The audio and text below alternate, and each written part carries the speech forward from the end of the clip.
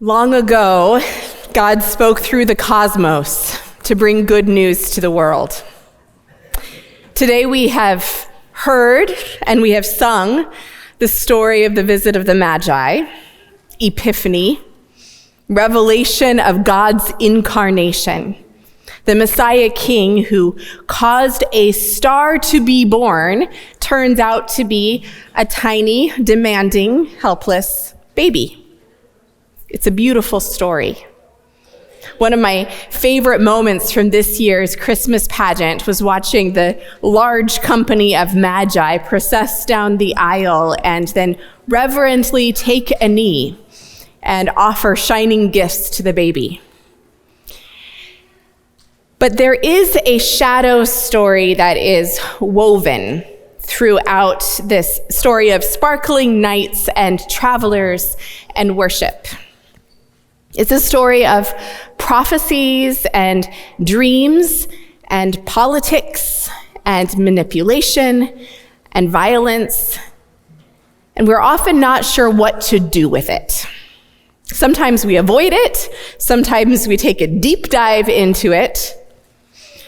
Some of you may want me to avoid it today, and I get that, but I'm not going to.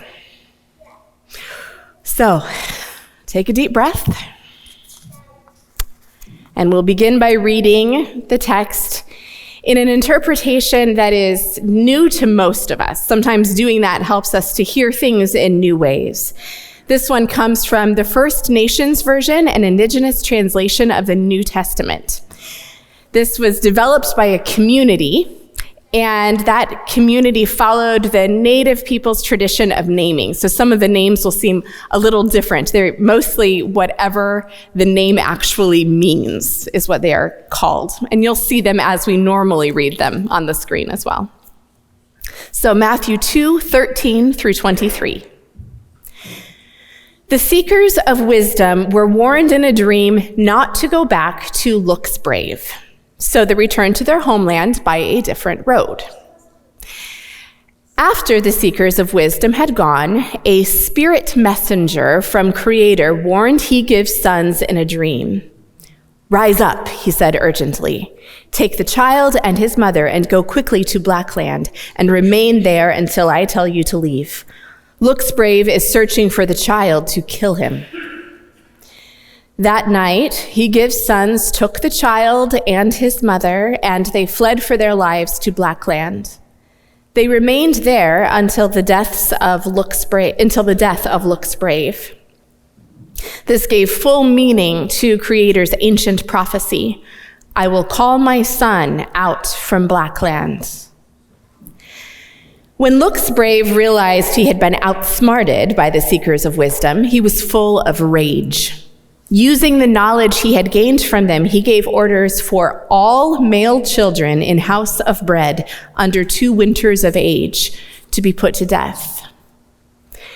This gave full meaning to another ancient prophecy lifted by Creator. A sound of weeping and wailing is heard in Highland. Sheep woman is shedding tears for her children. No one can bring her peace, because her children have been taken from the land of the living. After Looks Brave died, a spirit messenger from Creator appeared again to He Gives Sons in a dream while he was still in Blackland. The spirit messenger said to him, "Get up and take the child and his mother back to the land of the tribes of Wrestles with Creator, for the ones who were trying to take the child's life are dead." He Gives Sons got up, took the child and his mother, and began to go where he was told. On the way, when he heard that Rules the people, the son of Chief Looks Brave, had become the new chief, he became afraid. After being warned in another dream, he took a different path to their home through Circle of Nations, to an out-of-the-way village most people looked down on called Seed Planter Village. This gave full meaning to the words of the prophets. He will be called a seed planter. The word of the Lord.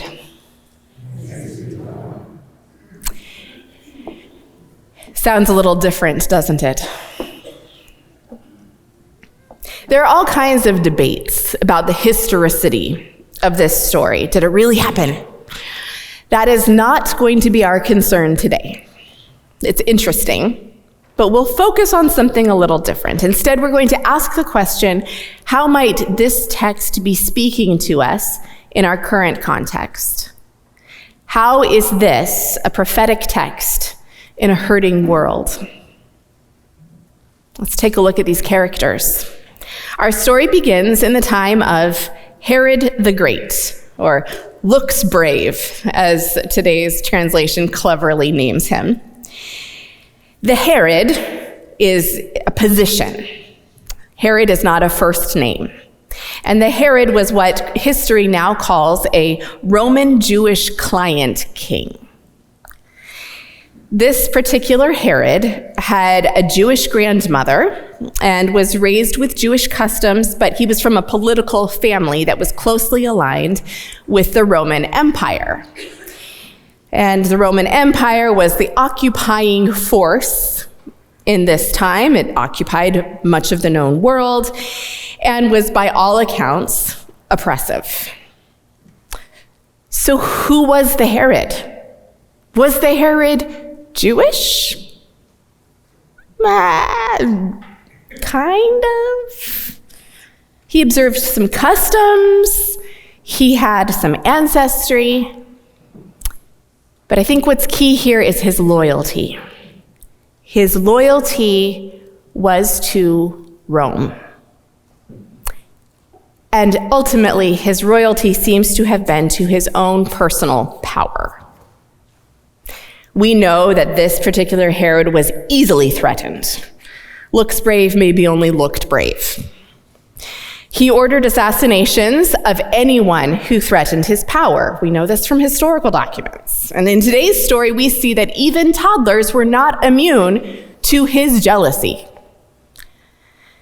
So we have the Herod, a complicated character, and then we have an entire people, those who were living in this particular region under the Roman Empire, many of whom were ethnically Jewish, and because of that identity, had the trauma of other occupations and exiles in their DNA. And then in this group of people, we specifically have this little family, Joseph and Mary, although she's not named in this particular text, and their newborn son, Jesus. Mary and Joseph, ordinary members of the Jewish community, raising an extraordinary child.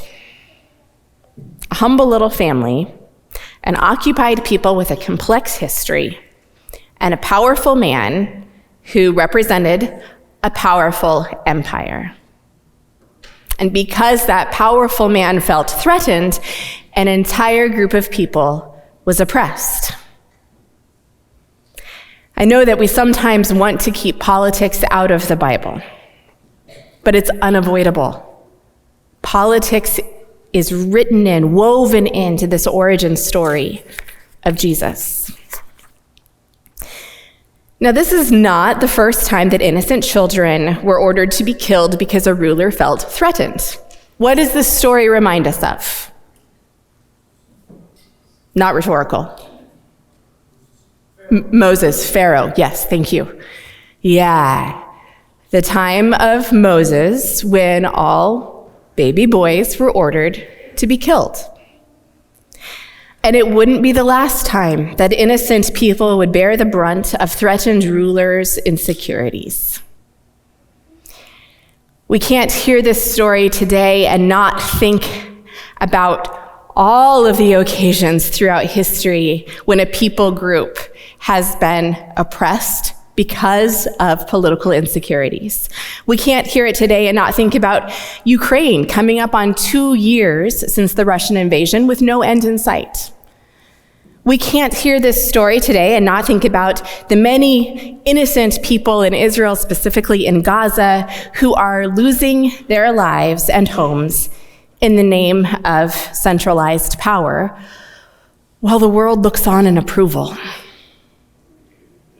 This story was not the first time, and wouldn't be the last.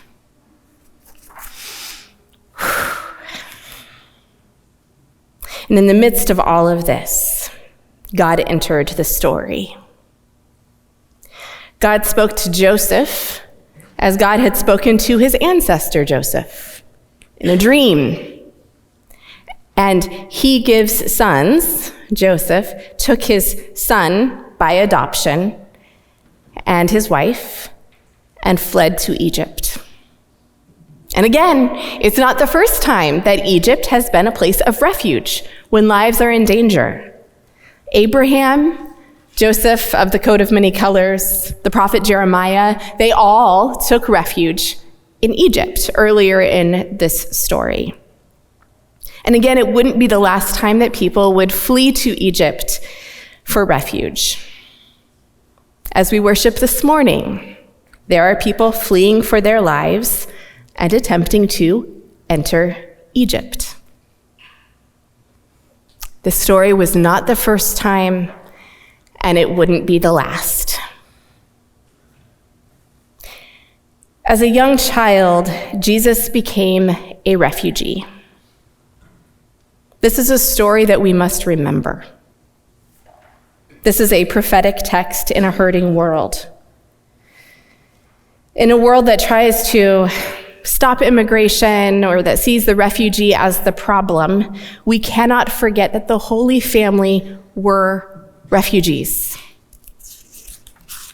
To you who have been refugees, hear this. Jesus gets it. Jesus knows what it's like to be you. Emmanuel, God with us, has also been a stranger in a foreign land. He has traveled dangerous journeys and fled for his life. Jesus has traveled the same road. And to others of us, what do we do with this? How do we read this story and take it seriously in our context? I'm going to admit that I have been feeling a little angry since October. I am angered by one-dimensional narratives from people of all perspectives. I'm angered by mainstream Christianity siding with oppression in the name of Jesus. I'm angered by false narratives. I'm angry that my tax dollars are being used all over the world to perpetuate violence. I'm angry that this is so complicated and that I don't get it. Probably most of all, I'm angry at myself for not knowing what to do about it all and sometimes simply freezing and doing nothing. I don't know what to say. I don't know how to sort out all of these complexities. As I prepared this sermon, I prayed, God, my heart is so heavy, and I don't know what I can say. And God's earth supported me, and God's breath kept going through me like it always does. And I think God was nudging me to just be honest. So here we are. I don't know what to say. I don't know what to do. I have no answers this morning. But we tell the story, and we ask the story to speak to us. We tell the story of travelers who saw a cosmological sign that the world was changing for good. We tell the story of worship that permeated borders and peoples. We tell the story of God who speaks and who enters the story. We tell the story of human greed that perpetuates violence. We tell the story of innocent lives being lost. We tell the story of Jesus, the refugee king, of parents who make the excruciating choice to travel with their young child to a foreign place. And all of that matters. Knowing this story must make a difference in how we interact with the world. It must make a difference in our actions right here in our context, in our words right here in our context. This is a prophetic text in a hurting world. I don't know where that leads. We've established I don't know what to do. But let's open the conversation. We still have slips of papers in your pews. We still have a manger here for one last Sunday. Write your thoughts, your questions, your wonderings, and during the offering, you can bring those up and put them in this symbol of the Christ child. I also prayed for words of comfort to say to you this morning. Preaching is supposed to be about sharing the good news. I would like a little good news to share. And one of the things that jumped out to me was the phrase, God entered the story. God entered the story in incarnation, in the baby Christ. God entered the story in dreams. God entered the story in places of refuge, in travel, in people. We know God entered the story in ways that are not even told to us in this scripture. And God enters the story today. God always enters the story. And so we together ask God to enter the story right here and right now. And we have boldness to ask that because it has happened over and over throughout history. This is not the first time, and it won't be the last. As we seek Jesus, like those magi long, long ago, Jesus is right there beside us on that journey. God was, God is, God will be. Thanks be to God.